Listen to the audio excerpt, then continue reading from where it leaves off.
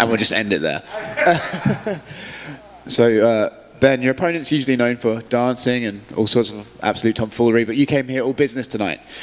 Were you amazed at his chin being able to take some of that punishment? Maybe. I mean, he's a big guy. He's not tall, but he's a thick boy. Kind of, we were looking into him, and he's strong. The guy lifts, and he's traveled, and he fights with a lot of different gyms. He's trained with a lot of different heavyweights and quality people. So he's a kind of like a veteran in his own right. And when he'd been doing this for a while, he kind of learned how to take punches, and but he was crumbling in the second round. Some of my uppercuts were wobbling him, and it was if he didn't shoot that kind of a desperate takedown while I submitted him, I'm pretty sure he was going to get knocked out soon after. So yeah, you landed the uppercut a few times very nicely. Did you know that punch was going to be there, or did you just find it in the fight? It's just typically anybody that's shorter than me, it's there. Anytime I get people to drop their head, there's an uppercut. So a lot of good strategy is to not drop your head that way. And just people do it. Sometimes they do it, they don't mean to. And I've just been doing that for a long time, either side, uppercut. And it's a great way to finish a fight. He landed a few punches on you. Did any of them hurt? He was throwing some real heat out there. I've been hit pretty hard by some pretty powerful people in the sport, so nothing I can't take. So it wasn't too bad. I mean, my nose, it just sucked. My nose was bleeding during this week. The air is so dry here. It's really, really humid in Wisconsin. So as soon as I got here, everything dried up, and my nose was bleeding. I was blowing my nose and bleeding. I'm like, oh, great, it's going to look great in the fight. So literally, I think I could have hit myself and it would have started bleeding, so that sucks. Thanks very much, mate. Ben, you said something there. You said you felt like your back was against the wall. Why do you feel like you said that your back was against the wall. Why'd you feel that? Because you got a new guy coming in like this, and I had a loss. So I'm on a loss, and I'm getting this new guy coming in. And third, there's a lot of guys getting cut with bad performances right now, especially at heavyweight. So I had three big things against me. So I needed a strong performance, and I needed a finish. And that was just how I felt. I mean, it didn't matter who was fighting. I was going to feel that way.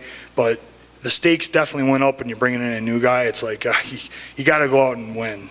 Just the way it is. Do you feel like that's changed more in the last year or so than maybe in the past? Maybe that we hear about roster changes happening more. Do you feel like that there's more pressure now to perform than there was maybe in years past? It's hard to say because for me, the pressure's been there. I've been in the sport a long time. Yeah. I've watched a lot of guys get cut. I've watched a lot of what goes on in the sport, and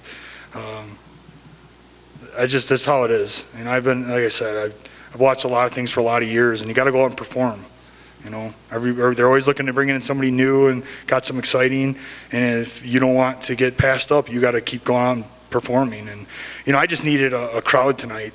I think between the striking, some big bombs are getting landed, and then a finish, we would have got that stadium roaring tonight. So that's what I'm about. That's all I care about. I want to go out and I want to get people excited and get the crowd to roar. That's what I care about more than anything. I was going to say, we've heard recently from some fighters, they say, I like the quiet, but we also hear from fighters that say, I fight at a totally different level when there's a crowd backing you up. So can we safely put you in the side of if a crowd's there that you fight at a different level? It's interesting too because when this started, I fought on the May card last year. It was the third, it was that 3 weeks, the 3 events.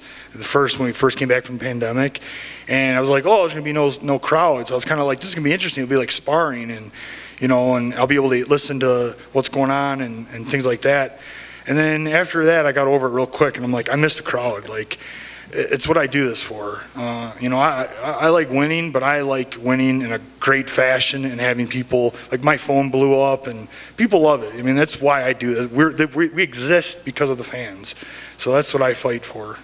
And I think some of your post-fight noises and faces that you usually always make are always fun too. And I think that's probably one of the things that we're missing from you is because there's not the crowd there to kind of play back and forth when you go out there and you get one of those wins. Yeah, and I just need to get going again. I've been kind of quiet since, this is like fight number 6 since I've I took a hiatus and I came back. This is fight number 6. I'm 3-3, so for my mind, I'm like 500. This fight was to get me back to 0. I'm starting at scratch, and what I need now is a set of wins so that you can see that animal that comes out, and with all the annex, and because I fuel off of a big fight. Sure. And that's what I'm headed to. I need to get some wins together. I need to beat some big opponents, and then I can really act crazy the way I want to be. And that's what I think people love to watch and see how unpredictable I'm going to be. But I'm reserved right now because for me, I got to earn it.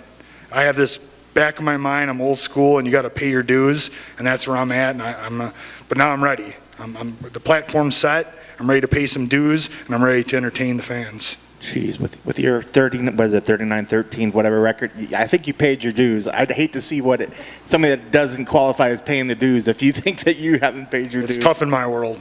Right. How frustrating has this year been? I mean, just looking back at the Lynn's fight was supposed to happen 3 different times, then you had another canceled bout. How frustrating has this year been waiting to get in there and get that last loss off the record?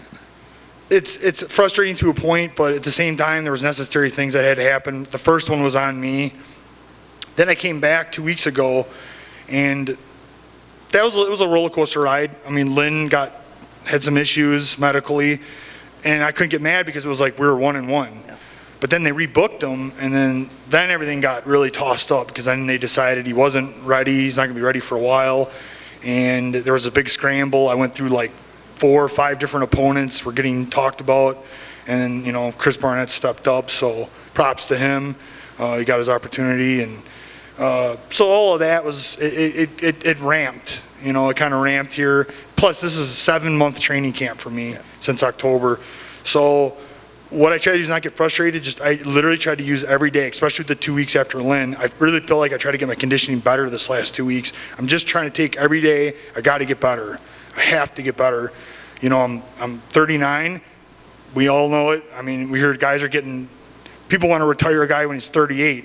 That's why Glover Teixeira right now is like, man, I'm like really looking up to that guy. How awesome, 41, go and fight for a title. It can be done.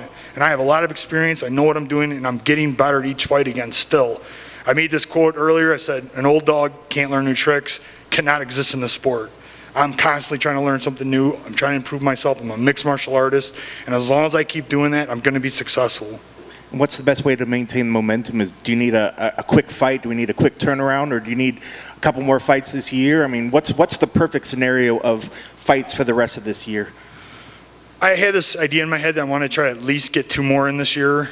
But at the same time, it's kind of up to my body. I got to actually let the adrenaline come down, see where I'm at, and for me, I've had this bad thing when I was younger. When I was 30, 31, 32, I'd win a fight and I would go and go off the deep end and boom, start back over again. I would get out of shape, I'd eat, and just did so many mistakes. In fact, my whole life is nothing but a thing of mistakes. I just look at all these things I wish I could have changed and did differently. But right now, I'm just trying to take all of that knowledge and mistakes and not mess it up this time.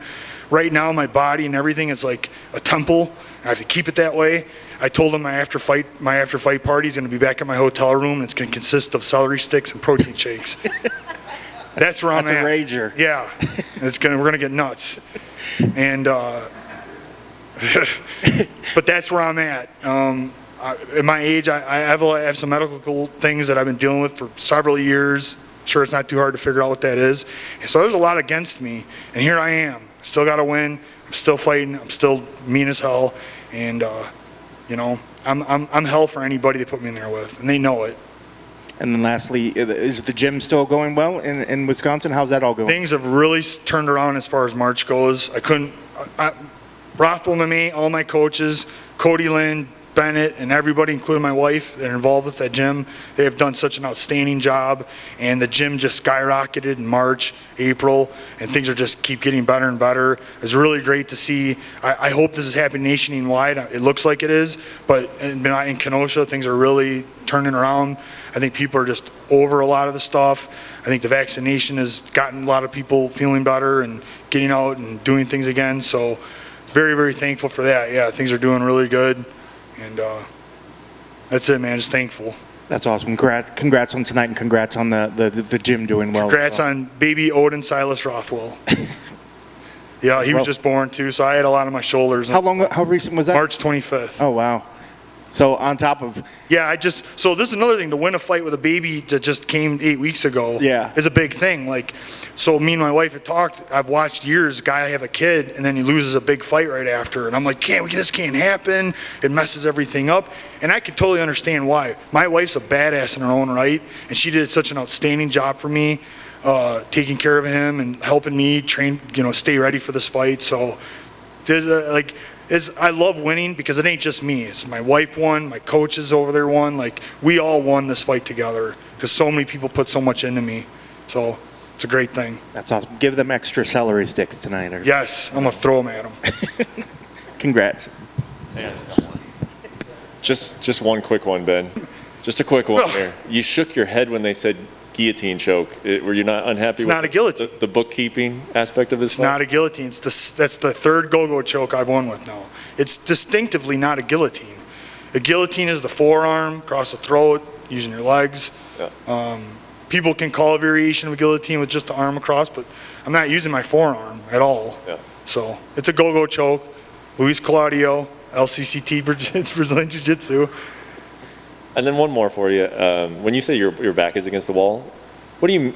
I mean, you've been in the sport for a very long time. You fought in a lot of different promotions. When you say that your back is against the wall, does that mean like, if in the event you were to be one of those guys that the UFC were to let go, you kind of confident you'll still find a home in this sport? Or when you say your back is against the wall, you mean like maybe your future in this sport is on the line? I think you're in the sport, every fight, I mean, a bad injury right now and so many things. I mean, back's against the wall, even with winning, as far as my career goes. So I wear my cross now because I bring God with me, because there's a lot of things that I can't explain that are happening. My body's staying together. I'm finding ways to improve myself. And I walk a very tight line. It's very dangerous, the sport. We got to stay healthy. And a bad injury now, it's like I'm not 30. I'm 30 years old, you take a bad injury, you got some time to recover. I don't have any time to recover right now. Back's against the wall regardless of where I go.